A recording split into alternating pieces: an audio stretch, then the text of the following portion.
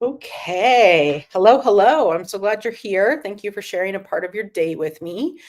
My name is Shannon. I'm a marriage and family therapist and a coach based out of Reno, Nevada. And I run a company called Stack of Stones. And here at Stack of Stones, we're all about guardian wellness. So you'll hear me use this word guardian sometimes. Essentially, that's the wrap up word that I use for anyone who works as a first responder, healthcare, death care, social services, any of those roles where you're helping others in distress. Around here, we're all about taking good care of you. Specifically today, we're going to talk about the stress of wildland firefighting. So if you work in a role outside of wildland, this still applies, but we're specifically going to talk about the stress of coming from fire season and then downshifting to non-fire season, right? Because that shift can be really tricky sometimes. So what I want to do is give you some super practical ways to go about it.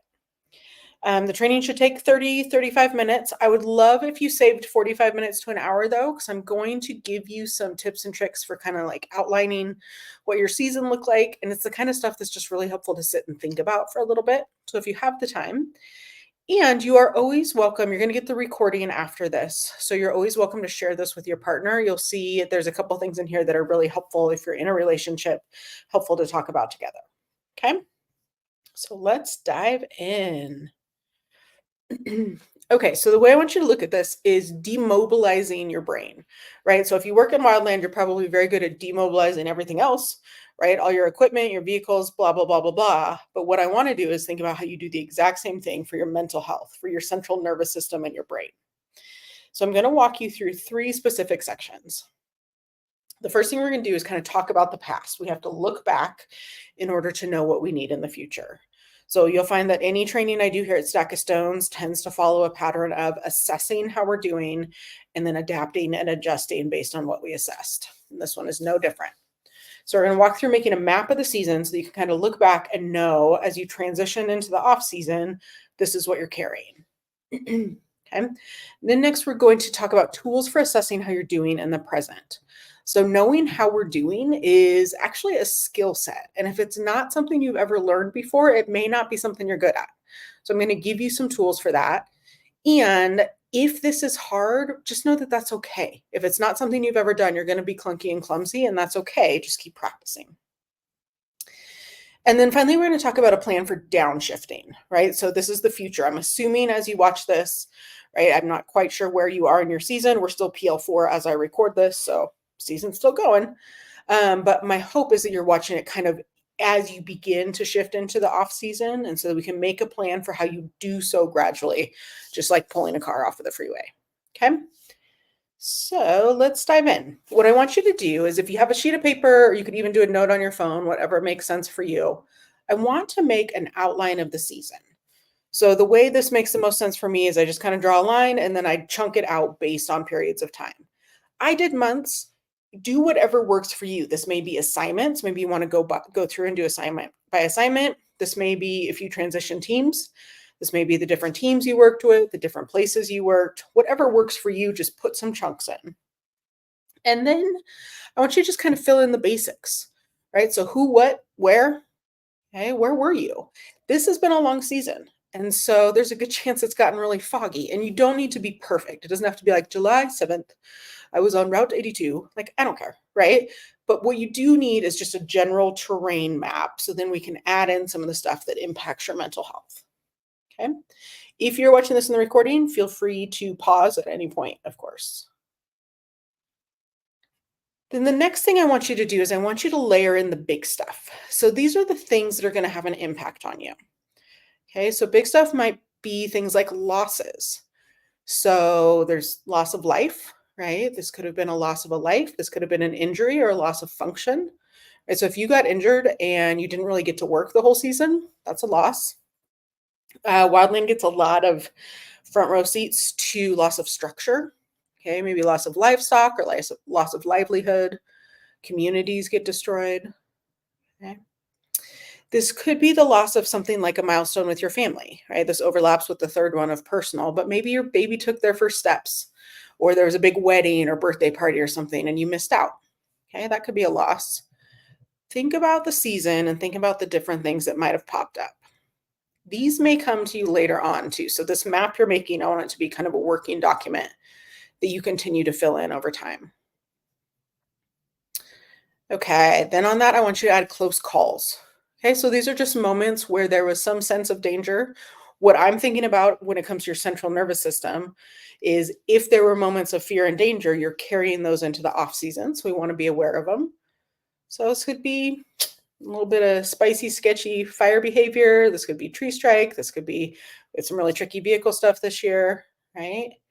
Anything that felt like it was a close call. Wildland in general is not great at acknowledging that that was scary, right? So this would be anything that falls under the category of like, dude, that shit was crazy. Want to go get a beer? Okay. If you said that, put it on the map. Those are the things that are going to impact your central nervous system, even if you're not really good at defining it. And then personal, right? So this could be, like I said, this could be you missed an event, you missed something. Maybe you had some conflict, right? Maybe something big happened. Maybe, your brother got engaged and you weren't there, something like that. If there's anything that feels like it was a big deal, mark it in here.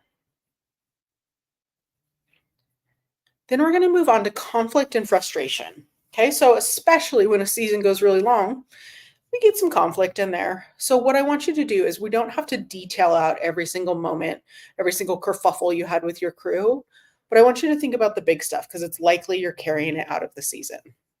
So this could be conflict within your crew or conflict with your direct leadership. This could be organizational frustration or conflict, right? There's some stuff going on. We have some opinions about Congress moving pay packages through, stuff like that. A bunch of the organizations and agencies are pretty chronically understaffed. Equipment is not always well maintained, stuff like that. Okay, maybe you got really crappy camp food. All those things would count as conflict or frustration. And again, we're not making a list of grievances. We are making a list of things that impacted your central nervous system. So then we can address the way that you're carrying them home. Okay. And then same thing, personal conflict. You might be fighting with your significant other. There may be fighting in your family, something like that. Whatever it is, there may be disagreement about whether you extended a role. If there were things where you sit and you think, and it caused distress to you, I want them on the map. Okay, so again, pause it if you need, take a second. What we're going to do now is we're going to add feelings. I know, I said the F word, right? Wildland generally hates feelings, but here's the thing. A feeling is a response to an experience. That's all it is it's a reaction. And it's part of normal human function. And if we don't acknowledge what happened, we stuff it away. It's just like shoving the Tupperware to the back of the fridge. It's still there and it's molding. Okay, so what I want to do is I want to give you the ability to put some emotional language onto the things you experienced, again, because it's going to help you know how you're doing when you come home. Okay, so the emotion that is most comfortable is generally anger. I have lots of people tell me all the time that they have two emotions, angry and hungry. Okay, so if you're one of those, let's start with anger. Here's the thing about anger, though, it's the smoke, right? Generally, there is a bigger emotion that is the actual fire. Anger tells us something's going on, but it's called a secondary emotion. And what that means is anger is generally on top of something else. So as you scan through this map we made, the areas of anger, frustration, and annoyance, I want you to take a moment to be curious about some of the other emotions that I'm going to lay out, because maybe angry is directing you towards those. The first one would be grief and sadness. Okay, so I asked you to detail the losses. And here's the way I always explain grief and loss. You hear those words together a lot. The loss is like hitting your funny bone, and then the grief is the feeling that goes up your arm.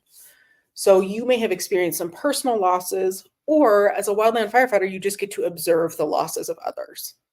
We absorb that, we carry that. So I want you to look across your timeline and list out some places where grief and sadness might be a part of it. Transitioning out of the season could be an area of grief and sadness, and that's okay, right? Generally, crews get really tight. The work is fun, and if you feel sad about going home, okay, there's nothing wrong with that, but we do want to note that you feel that way so that we can include it in the plan we make in the next section, or the third section. I want you to look for areas of hopelessness and helplessness. These are super powerful emotions. So if we talk about anger being the smoke, the fire can often be something like hopelessness and helplessness. So if you're chronically understaffed and you feel like the agency you work for just can't get it together, that can feel kind of hopeless. In the face of a really big fire with some pretty chaotic Fire behavior, maybe you feel really helpless. You're watching it bear down on a structure and you know there's nothing you can do, right? Or what maybe you're watching it bear down on a beautiful area of the country and there's nothing you can do to save that nature. Okay? Feelings of helplessness can be really intense. Then I want you to think about any areas of disrespect, abandonment, or rejection. Okay, so disrespect may be kind of like I talked about. Shitty camp food feels really disrespectful. Okay, vehicles that don't function properly, especially if they break down and could leave you in danger, that feels like abandonment, right? Your agency has abandoned your safety. I know I saw some stuff on social media about opinions on the safety decisions that leaders are making. Okay. That feels like you are abandoned, right? Your leadership and your agency is not considering your safety. The emotion we could tie to that would be abandonment. And then same with rejection, right? Maybe you felt left out of your crew, or maybe you were dating someone and they broke up with you because they couldn't handle wildland. Okay. Rejection's powerful. It's okay to acknowledge it. We also want to add in there are good emotions, right? So think about moments where you felt happy or content.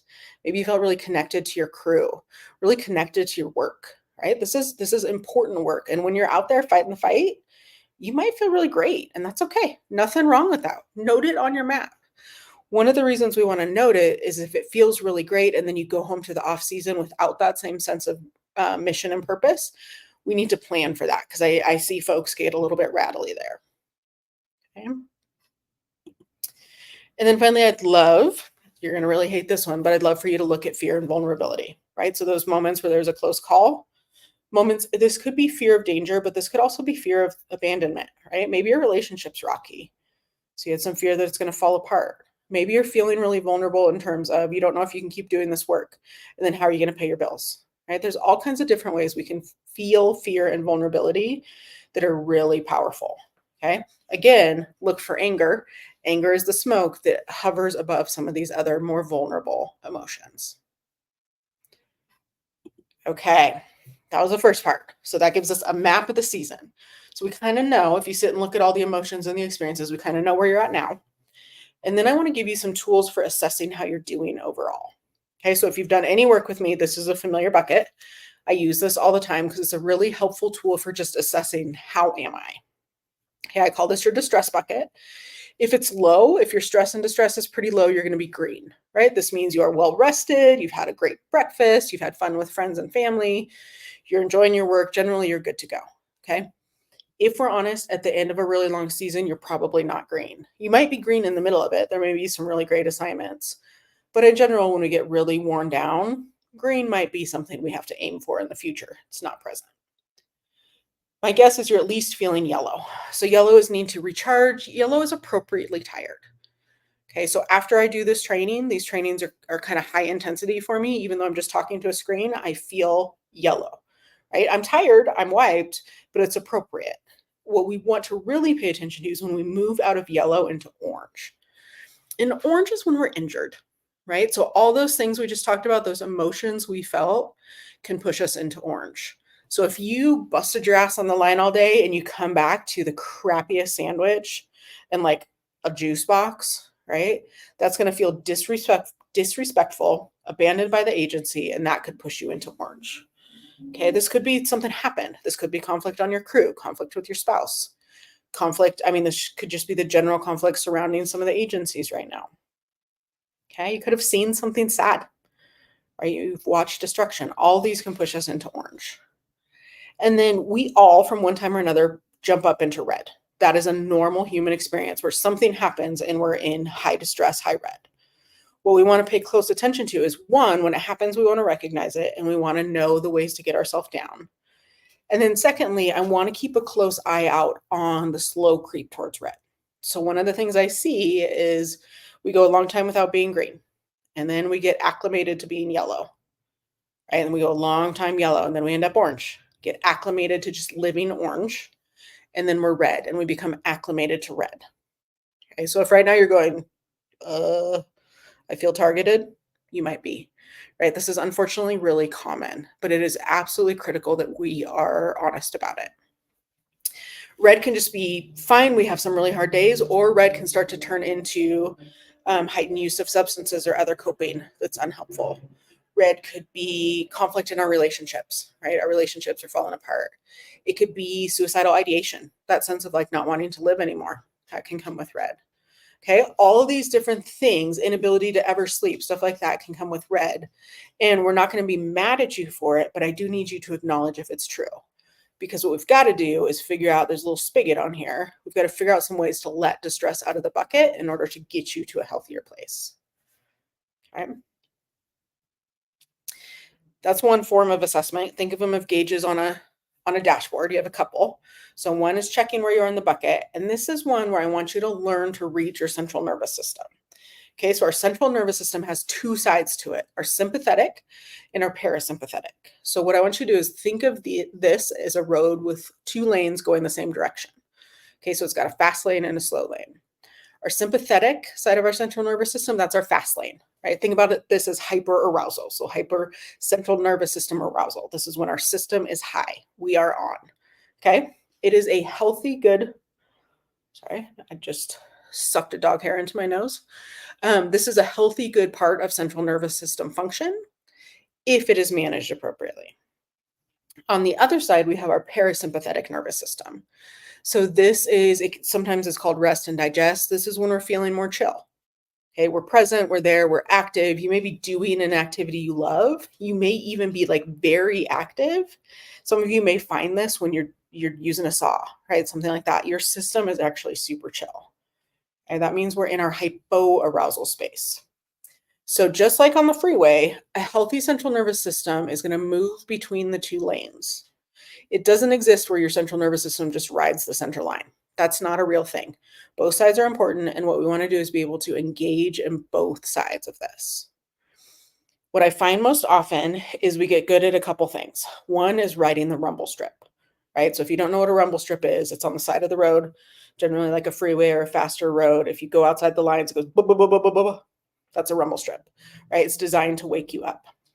And that would mean that you're not really in the lane. You're right in the rumble strip. Your system is maybe above where it should be.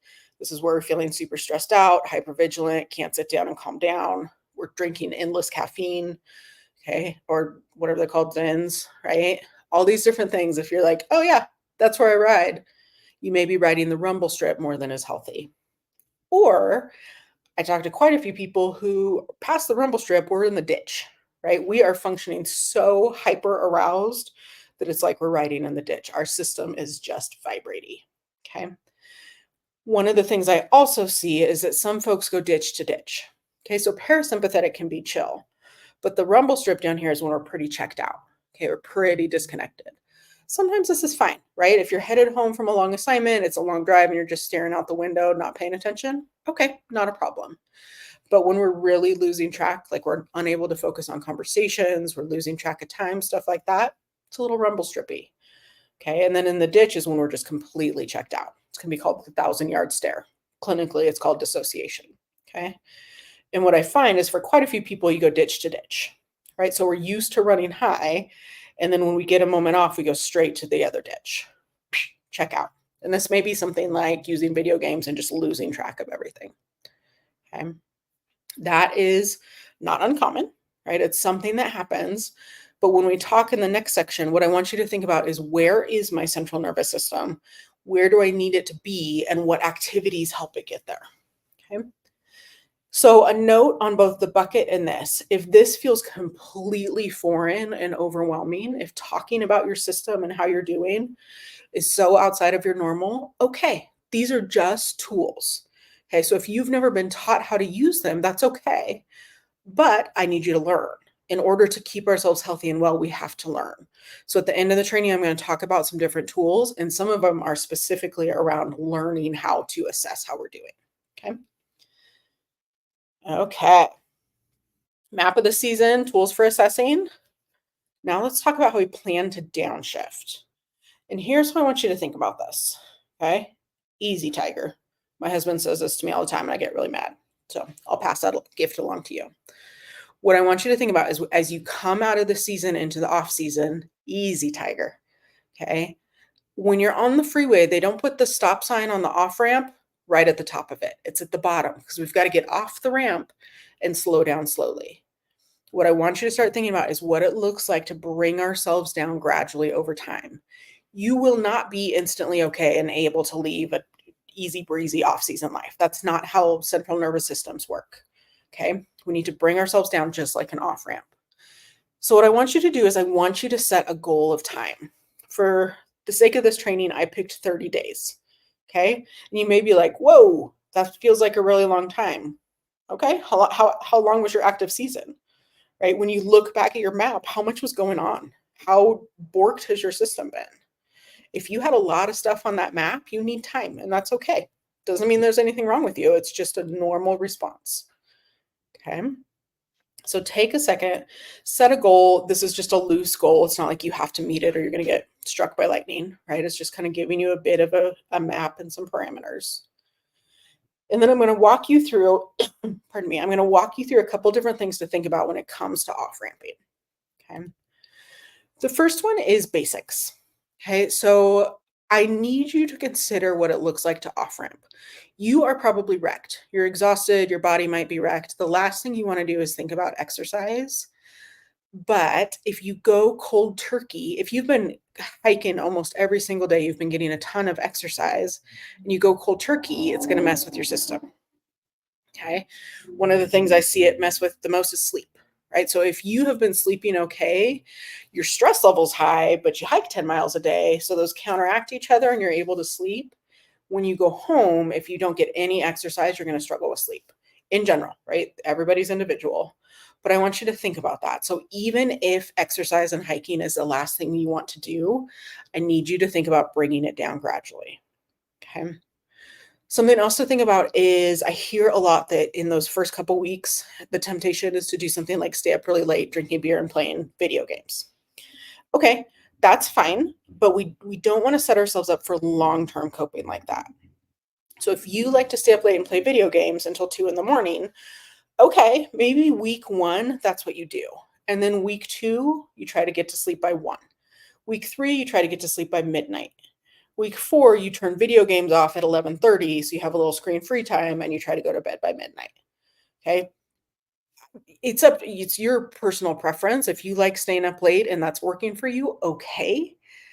But I do know what I hear a lot is that we get in a habit of not sleeping, and then we start to feel anxious and depressed. And a lot of times, some of it goes back to those nighttime behaviors, okay? Not being able to get adequate rest. The other thing I want you to think about is nutrition. So if we think about kind of adjusting it down, especially let's imagine you live alone, right? So you come off of a chaotic season, you don't want to meal prep, you don't want to cook, and that's totally fine. So think about maybe in this first week, the grocery store might be overwhelming. I hear that a lot, that going to the grocery store is totally overwhelming. Okay, that's pretty common. Even if you had a super chaotic season, something as mundane as groceries can feel chaotic and overwhelming. Just let that be true. So for week 1, you might be doing a lot of drive-through time. Okay, a lot of door dashing. Okay, that's totally fine. But you don't want to live that way, right? You don't want to spend all your overtime on DoorDash. And your body's probably going to need some freaking kale at some point. All those camp meals mean you need some kale. Okay. So aim for maybe week 1 is 100% takeout. Week 2 is 75% takeout. Maybe you go to the store and get 10 ingredients, just enough to restock, and you make 1 meal at home. Okay. Ease yourself in. Week 3, maybe it's 50-50. Okay. You cook at home for 50% of the time, but you're still doing a bit of takeout. And then maybe week 4 would be your normal. Maybe normal is 75 at home, 75% at home, 25% out. Okay. Again, it's hard in a 30-minute training where I'm just talking to a screen for me to tell you exactly what you need, but think about what your goals are and then think about what it looks like to ease into them. Okay. And then because I am a mother, I had to put medical care on here. So you are probably wrecked. Your body has probably taken a couple hits. You might need to go to the dentist, stuff like that. Don't try to do that week 1. Give yourself a couple weeks. But I do want you to think about what it looks like to kind of regain some of those habits based on what your body needs. Okay, mom lecture over. So I'm going to do this one really fast. If you want more information, this is the kind of thing I train a lot more in the stuff we'll talk about at the end. But for the sake of this, I just want to give you a quick hit of it. So our sensory needs are the inputs we get to our 5 senses, right? Sight, sound, hearing, no, sight, hearing, taste, touch, Smell. That was hard for me, right? The sensory inputs we get depend on our personality. Some of us like high sensory, some of us like low. If you work in wildland, I'm going to assume you prefer high sensory because wildland is a high sensory experience, right? Helicopters, chainsaws, fire, sirens, all that different stuff is a lot of sensory input. What I want you to think about, again, kind of like exercise, is dosing. Okay, especially if you live alone, going from high intensity, a lot of people around, to quiet and being by yourself, your system can feel a little jolted. So even if the last thing in the world you want to do is run a saw, it may actually be helpful to spend an hour chopping up some stuff in your backyard. Okay, the sensory input of both the noise and the vibration could be helpful. Okay, just think about what it looks like to get a dose. If you have access to a dirt bike or a motorcycle or something like that, that can be super helpful too. And then I also just like to normalize that you may be easily overwhelmed. Like I talked about with the grocery store, as your sensory inputs adjust, it's okay if you're overwhelmed. Again, I feel like I'm giving you super high level because I don't know you, but I want you to think as the weeks go on, what is overwhelming and how do you ease yourself in? What has been comfortable and how do you make sure you get doses of it even if you don't want them?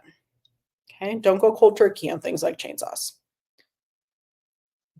Okay, and then the final one I'll hit really quick is social. So one of the things that can be super tricky, again, I would love if you watch this with your partner. Okay, sorry.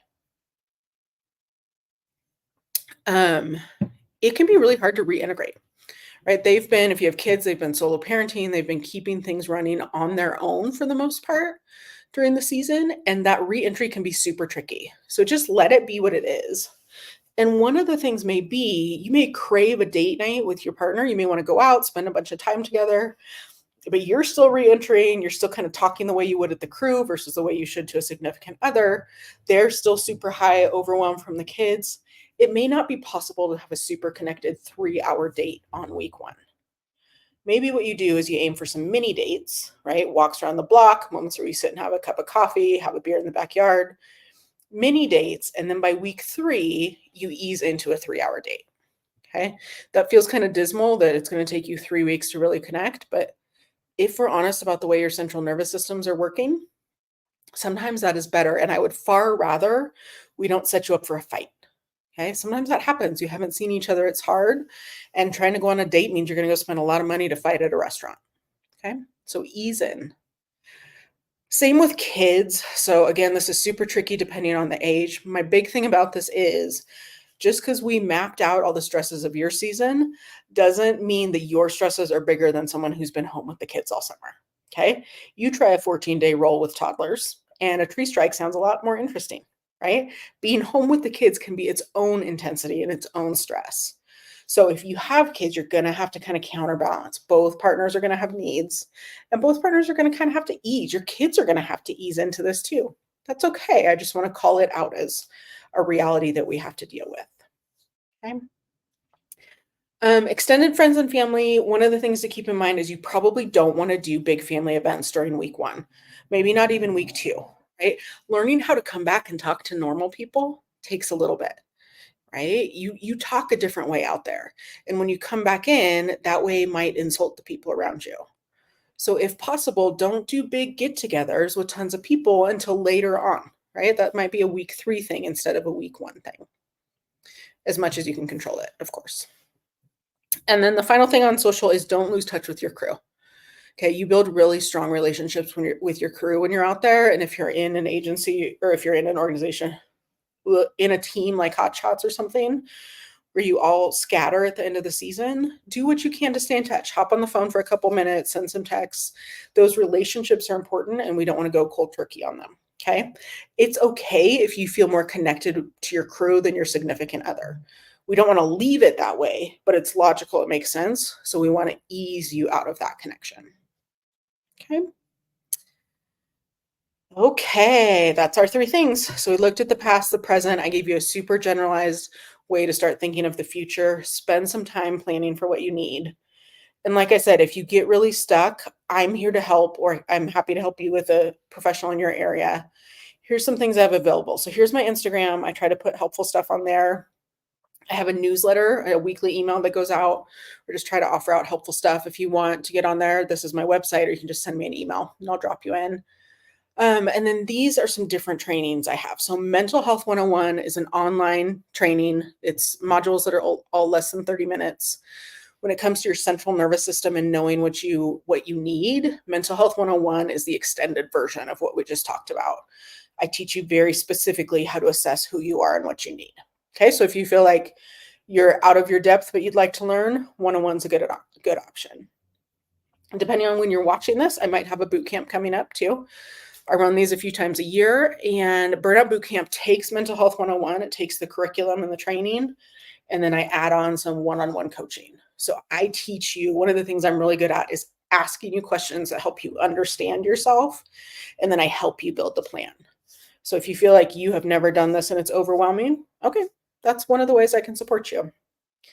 And then I also wanted to put in here, if you are looking at that map of the season and there is some legit trauma and grief, or from previous seasons, whatever it is, that's okay. It's real. Wildland has a lot of trauma in it. And if you need support, there's nothing wrong with you. It's not weakness. So trauma support is clinical work, which means it falls under my clinical license. So if you're in the state of Nevada, or you can come to the state of Nevada, I can help you with that. If you're outside of Nevada, feel free to set a call and I can help you figure out what the right next step is and try to connect you with someone in your area. Okay. Thank you so much for sharing a part of your day. This is my contact information. That phone number comes straight to me. That's my email. Please, if you need anything, never hesitate to reach out. Okay. Thanks.